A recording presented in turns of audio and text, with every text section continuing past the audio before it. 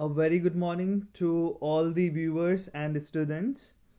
So, today, this is your Dr. Sirajuddin, and I have come up with the new subject that is rain-fed agriculture. So, in this video, we will be talking about the overview about rain-fed agriculture, the introductory part of rain-fed agriculture. So, without much ado, let us start this lecture. So, first of all, you know that the rain-fed agriculture overview. Now, you see, our nation India ranks first in rain-fed agriculture globally in both the terms, like in terms of area and in terms of value of produce. And if we talk about globally, the area under dryland agriculture is about 6,150 million hectare. Okay तो आप यहाँ पर देख रहे हैं कि जो India है वो फर्स्ट रैंक पर है ग्लोबली, ठीक है, in terms of area as well as value of produce. तो एरिया अगर हम देखें तो 86 million hectare. So this is the net sown area, mind it, this is not the gross area, this is the net sown area है. So you see it accounts for about 60% of the net zone area. तो अगर आप देखेंगे accordingly, अगर आपका जो total net zone area है India का, it is almost 144 to 143 million hectare, whereas almost 60% of the farmers in India, they totally depend on it for their livelihoods. Okay, then 55% of the gross cropped area is under rain fade agriculture. तो अगर हम net zone की बात करें तो 60% और gross cropped area की बात करें तो 55% of the gross cropped area is under rain fade agriculture. Moreover, if you look at the picture, you will notice that rain-fed areas, they contribute to 89% in in case of millets, in case of pulses 88%, then 73% in case of cotton, and 69% in case of oilseeds, and 40% in case of rice. So you see, it has got a very much prominent place in Indian economy. And it also support, it means this rain-fed agriculture and the rain-fed areas also support 64% of the cattle, 74% of sheep population, 78% of the goat. Okay, so you see in the snapshot of the acreage, you can see that 87.7 is under irrigated area, and around 106 million hectare, that is 105.9, is under rain fed areas. So here it is the gross cropped area. Okay, and 86 million hectare, as I've already told you, that is the net sown area. Okay, moving on. Now you see, according to National Rain-Fed Area Authority, 499 districts of India are rain-fed. Kitni districts? 499 districts are rain-fed. Okay. And at present, if we see, 3 hectare of the dryland crop produce cereal grain equivalent to that produced in 1 hectare irrigated crop. So it means यहाँ पर क्या point highlight करने की कोशिश की गई है कि अगर हम कोई क्रॉप लेते हैं इरिगेटेड एरियाज में, या तो 1 हेक्टेयर इरिगेटेड एरियाज की productivity is equivalent to the 3 hectares area of dry land crop areas. It means अगर उतना ही प्रोडक्शन हमें ड्राई लैंड से लेना पड़ेगा जितना हम 1 हेक्टेयर इरिगेटेड लैंड से ले रहे हैं, तो हमको देख रहे हो ना, आपको 3 हेक्टेयर्स वहां पे जरूरत है, जो कि इरिगेटेड एरियाज में सिर्फ 1 हेक्टेयर में हो जा रहा है. It means here is a point which highlights that there is a poor productivity in dryland areas. So इसीलिए यहाँ पर एक पॉइंट एम्फेसाइज मैं करना चाहूंगा कि if we there is a scope to increase the productivity in the dryland areas, और अगर हम वो इंक्रीज कर लेते हैं, so we can match up the irrigated cropland areas. So in order to achieve evergreen revolution, we shall have to make all these gray areas which are designated as drylands as green through latest technological innovations. Okay तो हमको उनको क्या करना पड़ेगा, alter करना पड़ेगा, उनको modify करना पड़ेगा, उनको डाइवर्सिफाई करना पड़ेगा, so that we can achieve the evergreen revolution. Okay, so that gap has to be declined. Okay, Moreover, your drylands, they also offer good scope for the development of agroforestry, social forestry, hortisilvipasture, and such other similar systems, which not only provide you food but also provide you the fuel to the village people, fodder to the cattle, and also forms a suitable vegetative cover for ecological maintenance. Okay, so ये overview आपको highlight कर रहा है कि कितना important है rainfed agriculture. Generally जब chapters start होते हैं या इंट्रोडक्शन स्टार्ट होता है तो हम स्टार्ट करते हैं what is rainfed agriculture, what is dryland agriculture. But actually मैंने इसको थोड़ा सा अलग स्टार्ट किया. So I am highlighting the importance first, ताकि आपके माइंड में आए कि इतना इम्पॉर्टेंट है ये. ठीक है, फिर अब आप जानिए कि what is all about, like आपका रेनफेड एग्रीकल्चर आखिर है क्या. Okay, so there are misconceptions which I am going to highlight today, and surely I'm going to sort out them. Okay, so now you see so there are some facts to know before I start the main topic. Okay, so first of all, you see the word arids and semi-arids, they must be understood differentially from the dry farming. तो पहले यहाँ पे समझने की ज़रूरत है, dry farming से हमको वर्ड जो आपके एरिड और सेमी एरिड है उनको समझने की ज़रूरत है कि ड्राई फार्मिंग आखिर क्या है और एरिड और सेमी एरिड क्या है. You see, all the dry farming areas are located in arid and semi-arid regions only. ये हमें पता चल जाएगा अभी आगे अब जब पढ़ेंगे कि जितने भी ड्राई फार्मिंग एरियाज हैं वो एरिड और सेमी एरिड रीजन्स में located है. But that doesn't mean that all the arid and semi-arid regions come under dry farming areas. This point has to be highlighted.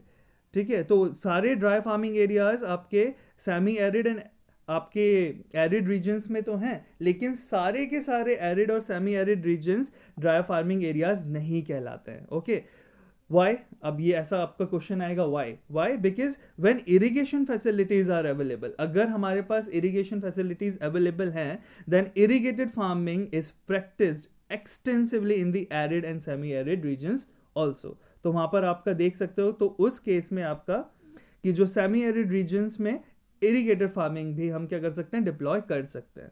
Okay, then moreover there are two words like semi arid and arid जो अभी हमने बात करी. Then tropical and temperate, they need to be understood correctly. So always remember कि जब हम arid और semi arid की बात करते हैं तो here we are referring to moisture regimes. Okay, तो हम यहाँ पर किसको हाईलाइट कर रहे हैं, मॉइस्चर रेजिम्स को. It means we are highlighting the fact of water availability here. whereas in case of tropical and temperate, it refers to the thermal regimes. It means here we are emphasizing on the temperature of that particular area. Okay, so these are the some facts which you know, ठीक है, which you must know actually. ठीक है, चलिए अब start करते हैं जो कि हमारा बेसिक है. Okay, the basic of this rainfed and dryland agriculture. So growing of crops entirely under rainfed condition is known as dryland agriculture. So it's very simple कि जब हम आपकी क्रॉप्स को ग्रो करते हैं entirely under the rainfed condition, it means हम पूरा solely depend है आपके रेनफॉल पर for the cultivation. So that agriculture is known as dryland agriculture. Then depending on the amount of rainfall receive, कि कितनी रेनफॉल रिसीव हो रही है उस पर्टिकुलर एरिया में, this dryland agriculture is further divided into 3 categories, and these 3 categories are dry farming, another one is dryland farming, and the third one is rain-fed farming. So let us talk about them one by one. Okay, so let us talk about the first one. This is the dry farming. So as I have already mentioned कि सबसे जो ज़्यादा यहाँ पे emphasize दिया गया वो amount of rainfall को दिया गया. So dry farming is the cultivation of crops in those regions where the annual rainfall is less than 750 mm. तो आपको यहाँ पे याद कर लेना है कि जो 750 mm से कम जो एनुअल रेनफॉल पा रहे हैं रीजन्स, ठीक है, वहाँ पर जो हम कल्टिवेशन कर रहे हैं क्रॉप्स का, that is termed as dry farming. So here crop failure is most common. Why? Because there are prolonged dry spells during the crop period. तो यहाँ पर क्योंकि already इतनी rainfall कम है तो यहाँ पर crop failure is very common, okay, due to the dry spells. And these are arid regions with growing season of less than 75 days.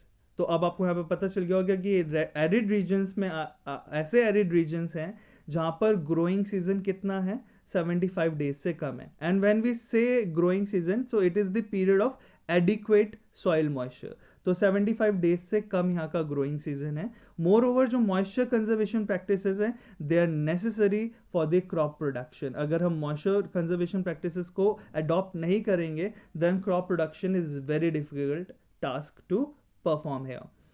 And then emphasis is also given on the soil and water conservation, which I have already talked about.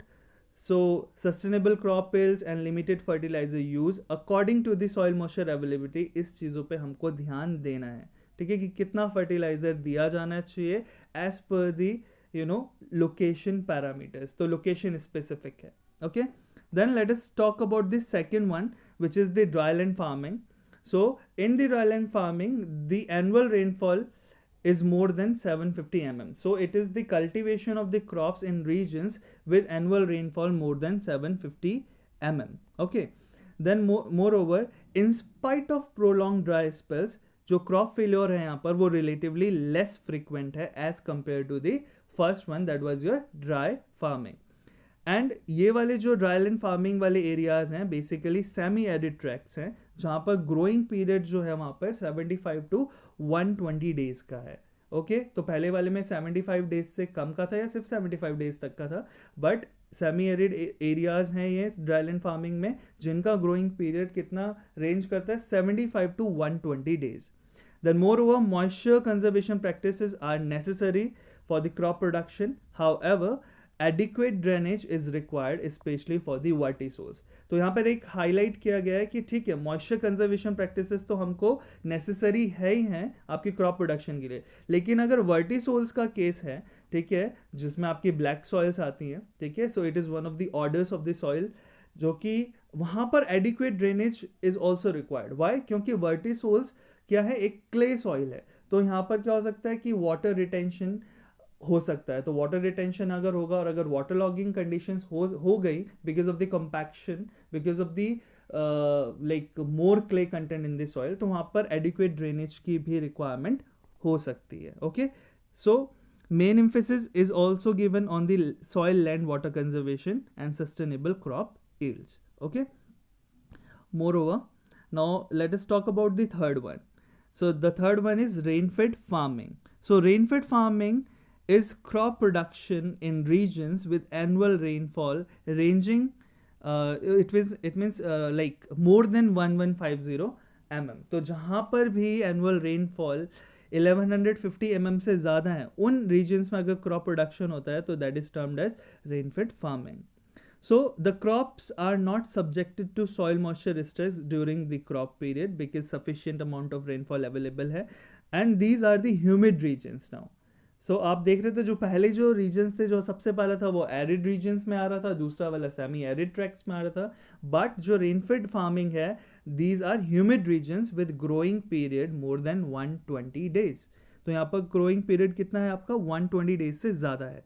Now emphasis is on disposal of the excess water, then maximum crop yield, high level of inputs and control of water erosion. तो emphasis हमें इन चीज़ों पे देना है कि excess water का disposal कैसे हो सकता है. तो here we are highlighting the drainage point of view.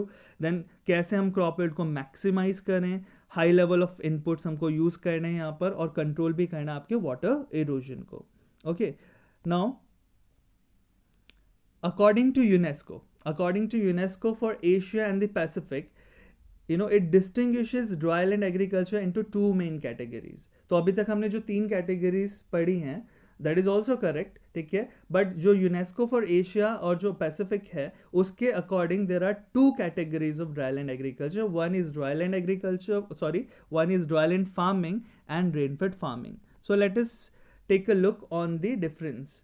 So here you see in dryland farming जो rainfall है, it is less than 800 mm annual rainfall, but if it is more than 800 mm it will come under rain-fed farming. Then moisture availability to the crop, it is shortage in case of dryland farming, but it is enough for the rain-fed farming. And if we look at the growing seasons, so here less than 200 days in dryland farming and more than 200 days in case of rain-fed farming. Now, if we look at the growing regions, so arid and semi-arid as well as the uplands of the sub-humid and humid regions, they come under the dryland farming. Okay, and then in case of rain-fed farming, humid and some humid regions. Now cropping systems की अगर बात करें तो dryland farming में basically आपको single crop या intercropping मिल सकती है, बट रेन फेड में आपको इंटर क्रॉपिंग और double cropping you can easily find. And if we talk about the constraints here, तो wind and water erosion is a problem in case of dryland farming, but in case of rain-fed farming, water erosion is more prominent. Okay, so this is all about the dryland farming and rain-fed farming as per the UNESCO for Asia and the Pacific. Now moving on,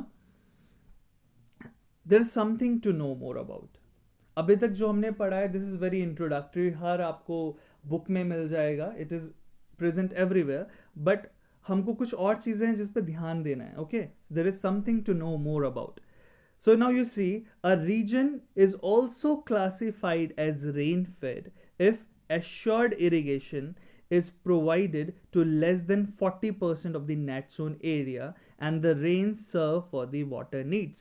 तो अभी तक हम बात कर रहे थे rainfed को define करने के लिए basically on the rainfall amount, और हमने बता दिया कि जहाँ पर 1150 mm से ज़्यादा एनुअल रेनफॉल है, they will be termed as rainfed areas. But एक जो दूसरा एस्पेक्ट है वो जो भूल जाते हैं कि इरिगेशन फैसिलिटीज़ कैसी हैं. तो हमेशा याद रखिए, एक रीजन रेनफेड जब कहलाएगा जब एश्योर्ड इरिगेशन लेस देन 40% होगा of the net zone area, that region will be termed as rain-fed region. Always remember. तो less than 40% of the net zone area वहाँ पर क्या होगा, assured irrigation होगी, बट मोर देन 60% वहाँ पर assured irrigation नहीं होगा. इसीलिए किस पर डिपेंड करेगा आपका crop production? solely on the this rainfall. तो rain serves the water needs.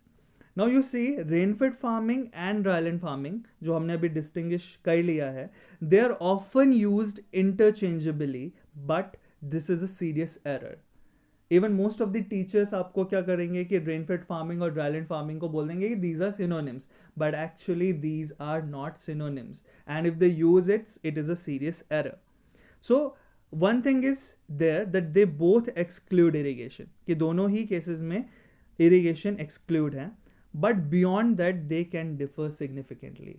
भले ही इसमें एक ये similarity है, but इसमें कुछ ना कुछ क्या है, डिफरेंसेस भी है. तो डिफरेंस क्या है? सिंपल डिफरेंस है, dryland farming is a special case of rain-fed agriculture which is practiced in arid and semi-arid regions in which your annual evapotranspiration is about 20 to 35% of the potential evapotranspiration.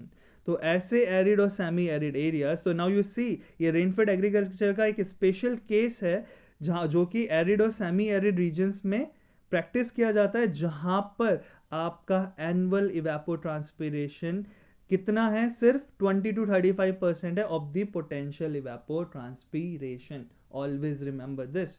Okay, now you might be like you might be knowing the terms potential evapotranspiration or evapotranspiration. ठीक है, अगर नहीं पता है तो wait for it, I'll provide you some videos on the evapotranspiration as well. Okay, so these are the some things which you must know. Okay, now let us talk about the historical background of the rain-fed agriculture, particularly in India. So ये बहुत ज़रूरी है आपके लिए, because आपके academic session के लिए तो अच्छा है ही है, लेकिन आपके कॉम्पिटिटिव एग्जाम में जो ये नेक्स्ट 2 स्लाइड्स आ रही है, इट इज़ वेरी इंपॉर्टेंट. आपको 1 या 2 क्वेश्चन इन 2 स्लाइड से ज़रूर मिल जाएंगे आपके कॉम्पिटिटिव एग्जाम में. सो अगर 2 स्लाइड से आपको 2 क्वेश्चन मिल रहे हैं, it is very very prominent for you. So always remember, पहला क्वेश्चन जो कॉम्पिटिटिव एग्जाम में आता है कि फर्स्ट सिस्टमिक साइंटिफिक अप्रोच, ठीक है, किसने इनिशिएट किया था इंडिया में to tackle the problems of dry farming areas? So always remember, it was initiated by Tamhane. किसने इनिशिएट किया? तामहाने ने इन 1923. और इसी ने क्या करा था? ड्राईलैंड रिसर्च स्टेशन, इंडिया का पहला ड्राईलैंड रिसर्च स्टेशन मंजरी में, जो कि पुणे में है, ठीक है, इस्टेब्लिश किया गया था. तो 2 ही क्वेश्चन आपको यहाँ से मिल जाते हैं कि पहला ड्राईलैंड रिसर्च स्टेशन कहाँ था? सबसे पहला था मंजरी एंड पुणे में, 1923 में बनाया गया. किसने इनिशिएट किया था? तामहाने ने. Okay. Then in 1933 research station establish हुए बीजापुर एंड सोलापुर में. ऑलवेज रिमेंबर, ये आपको याद करना है, ये क्वेश्चंस आते ही आते हैं. देन 1934 में रिसर्च स्टेशन स्टैब्लिश हुए हगारी एंड रायचूर में. देन 1935 में रिसर्च स्टेशन स्टैब्लिश हुए एट रोहतक, पंजाब. देन 1942 में, यस ये क्वेश्चन भी बहुत पूछा जाता है कि Bombay land development act pass हुआ. What? Bombay land development act was pass. Then 1944, this is also a frequent question in the agronomy examination or the general agriculture examinations कि 1944 में monograph on dryland farming in India was written by N.V. Kanitkar. तो कभी कभार सिर्फ कानितकर लिखा आता है, तो this is the full name is N.V. Kanitkar. Okay, now you need to tell me in the next video or after watching this video in the comment section what is the full form of N.V. Kanitkar. Okay, so 1944 में monograph on the dryland farming in India was published or was written by N.V. Kanitkar. Then if we look at more of it, 1953 में आपका central soil conservation board establish हुआ, central soil conservation board. Then 1955 में dryland farming demonstration centres start किए गए.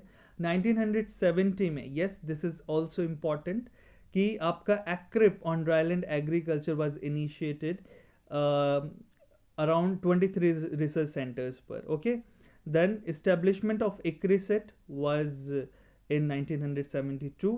In 1976, there was establishment of dryland operational research projects. Okay, ORPs भी बोलते हैं इनको हम, ORPs. It means operational research projects. Then 1983 में start हुआ आपका 47 model watersheds under ICR, that is Indian Council of Agriculture Research. Then 1984 में initiation of the World Bank assisted watershed development programs in 4 states. Okay, establishing dryland development board in the Karnataka as well in 1984. Then in 1984 it is the birth of CREDA at Hyderabad. Then in 1986 there is a launch of NWDPRA program by Government of India in 15 states. Now you see, मैंने intentionally जो ये आपकी abbreviation है इनको expand नहीं किया है, like your ACRIP-DA, your ICRISAT, your ICAR, your CREDA, your NWDPRA. Why? Because you need to tell me all these abbreviation in the comment section. ठीक है? तो as I always say to students that spoon feeding is never propagated by me. Okay, so do your sincere efforts. So this is all about the introduction of rain-fed agriculture, and in future I'll be uploading more about the topics which are very relevant and prominent in the syllabus of rain-fed agriculture for competitive as well as your academic point of view. So this is all for the day, and if you have liked the video, do like and share and comment and subscribe my YouTube channel Agri Tutorial, and do not forget to press the bell icon. So thank you very much class, this is all for the day.